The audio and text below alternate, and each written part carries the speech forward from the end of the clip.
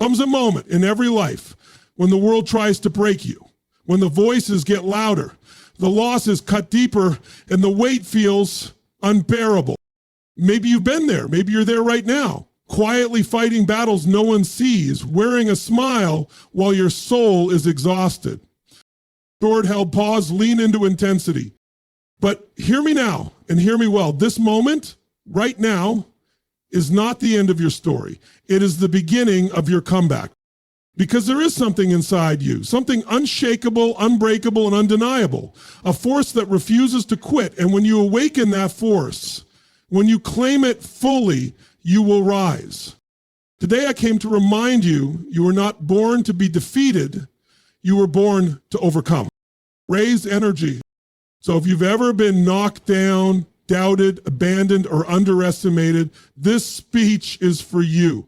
Stay with me and I'll show you the mindset, the tools, and the fire to walk through hell and come out holding the keys to your next level. Let's begin. Listen to me. Life is going to hit you. It's not a question of if, it's a question of when. And when it does, it won't always give you a warning. It won't knock politely. Sometimes it'll kick the door in and throw chaos straight into your lap. But here's the truth you've got to tattoo onto your soul. What happens to you does not define you. What you do with it does. You see, most people don't get defeated by life. They get defeated by the meaning they give to what happens in life. The pain, the failures, the betrayal, the rejection, those things don't destroy you. What destroys you is when you decide that those things mean you're not good enough, that you're broken, that you're never coming back. But that's a lie. That's not truth. That's a prison built by fear. And you hold the key. Because right now, you can choose a different meaning. You can decide that every storm you've walked through was preparing you, strengthening you, shaping you into the kind of person who cannot be stopped. When I look back at the hardest moments in my life, the ones that tore me down to my knees, I can tell you this with certainty. Those moments were not my punishment. They were my preparation. They forged something in me that comfort never could. And if you're going through something now, I want you to understand, you're not being buried. You're being planted. There's a difference. One ends life, the other begins it. And the difference between the two, it's meaning. What story are you telling yourself? What are you choosing to believe? Because your brain is always looking for a narrative. It's always asking, what does this mean?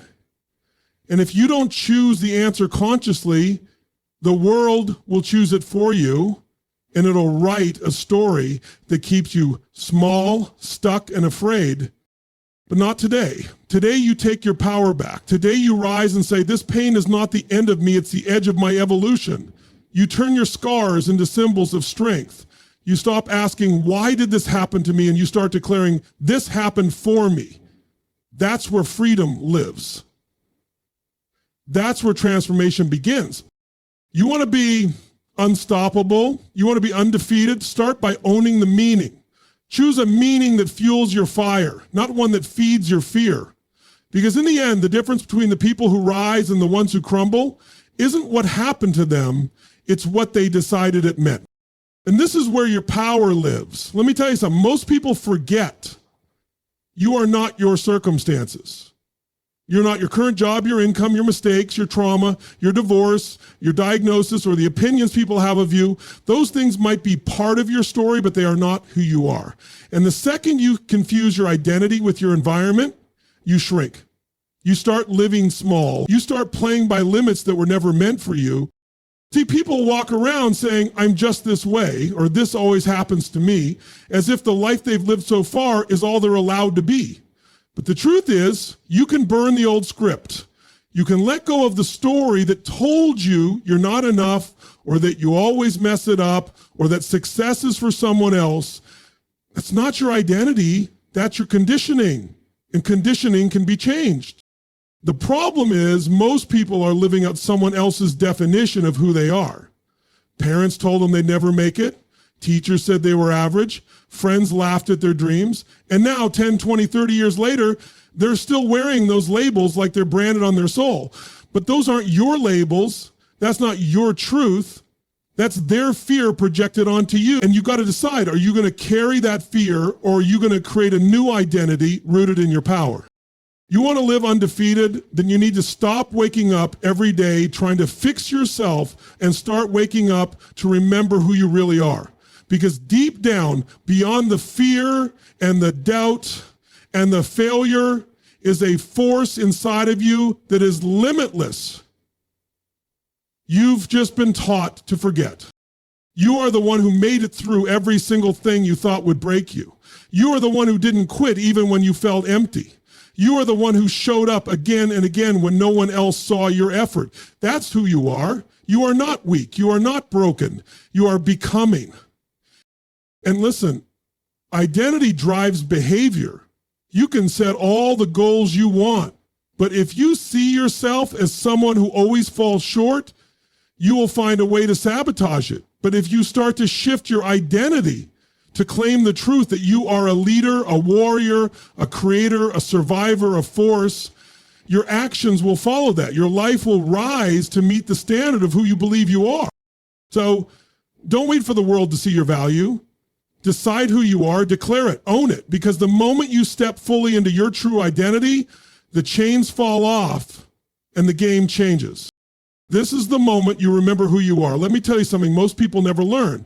You can control your state at any moment.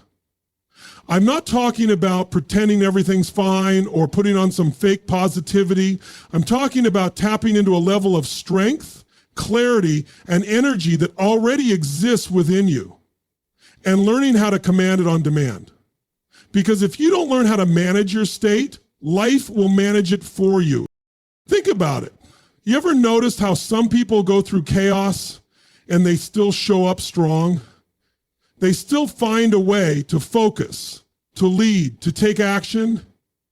It's not because their life is easier. It's because they've trained themselves not to live in reaction. They've trained themselves to control what they can control, even when everything around them feels out of control. And the number one thing you can always control is your state. Your state is your emotional home. It's how you think, how you breathe, how you move, how you speak. It's the chemistry of your body and the language of your mind. Most people wait for the outside world to give them a reason to feel good. They say, when I get the job, when the relationship works out, when the money shows up, then I'll feel strong. Then I'll be confident. But that's backwards. Waiting for life to line up before you feel powerful is like waiting for your muscles to grow before you go to the gym. If you want to live undefeated, you've got to flip the switch internally. You've got to learn how to generate the state you want before the world gives you permission. That means when fear shows up, you shift into courage. When exhaustion hits, you shift into determination. When doubt creeps in, you shift into certainty.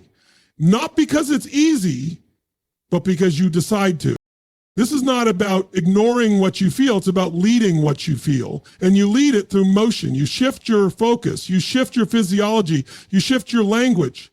You stand taller, you breathe deeper, you speak stronger, because when your body leads, your mind follows. Emotion is created by motion. There were times in my life when everything seemed like it was falling apart. No money, no certainty, no roadmap. But I learned to master my state. I learned that even in the middle of chaos, I could create a sense of certainty, of hunger, of passion. And that became my edge. That's what carried me through. Not resources, not luck, not connections. The world throws curveballs, people betray you, plans fall apart, but the one thing that never has to fall apart is you. You can rise in the storm not because the storm is over, but because you've trained yourself to be the calm inside it. This is where your power begins. You know what separates the ones who thrive from the ones who just survive? It's not luck.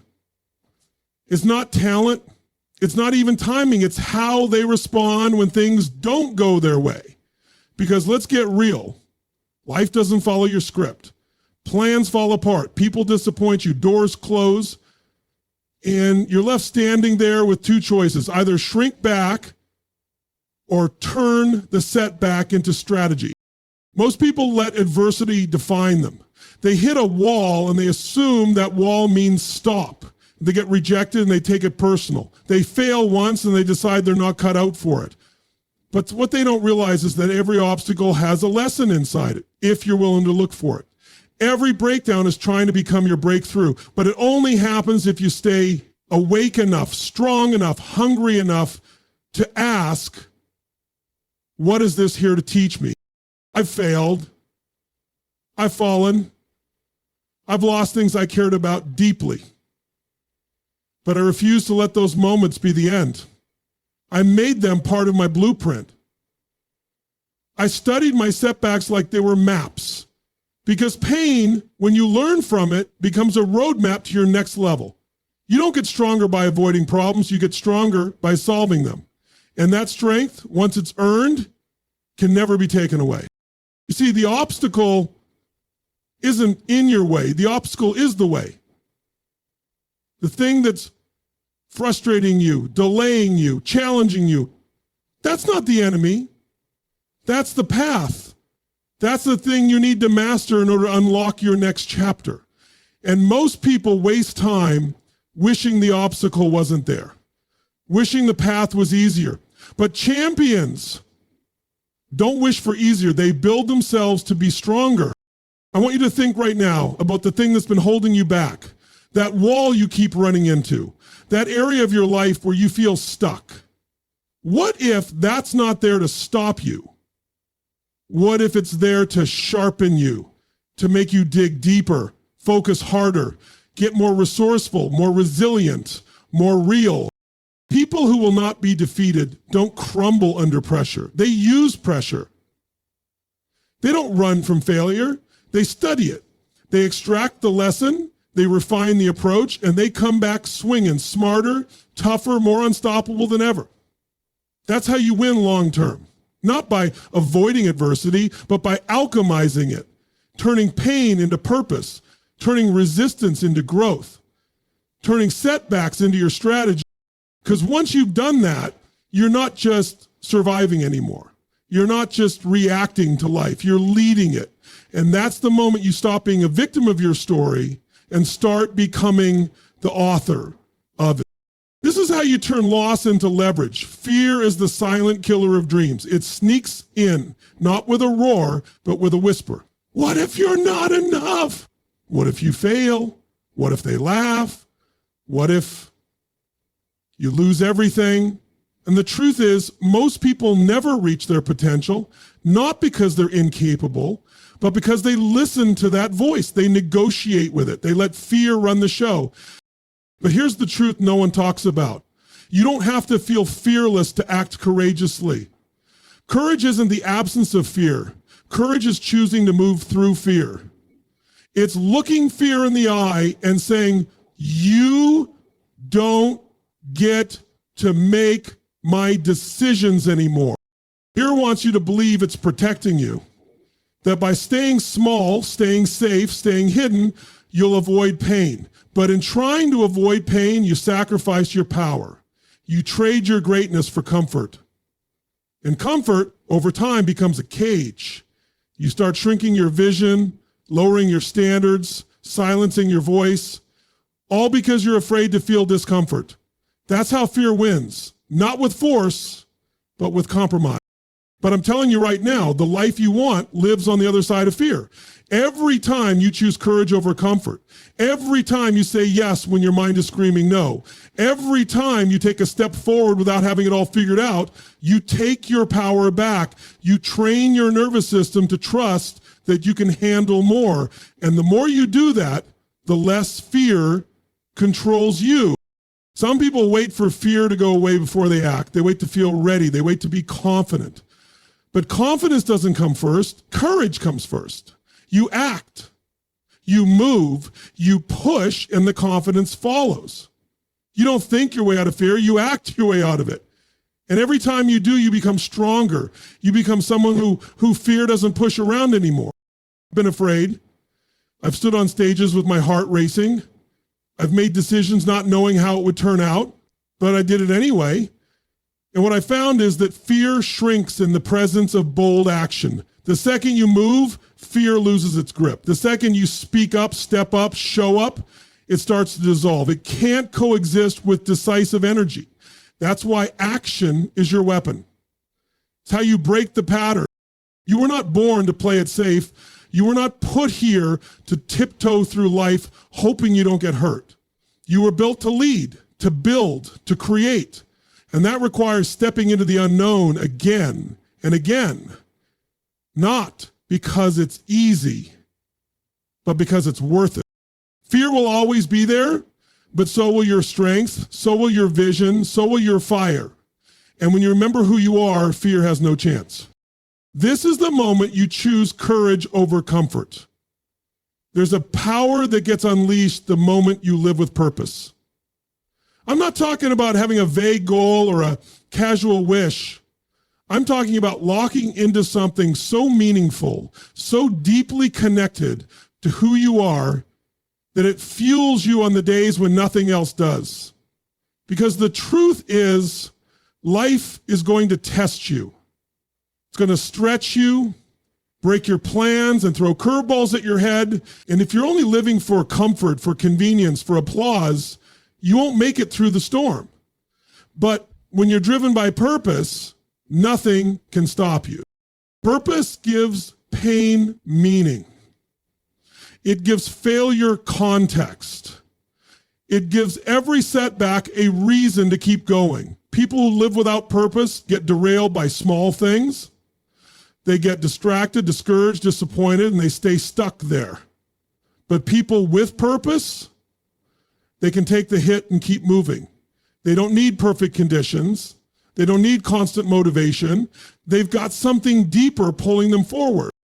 You want to be undefeated? Then don't just chase success. Anchor yourself to purpose. Purpose is what makes you get back up after the world knocks you down. Purpose is what makes you dig deeper when your energy is gone. It's what makes the impossible worth fighting for. And here's the secret. Your purpose isn't out there waiting to be found.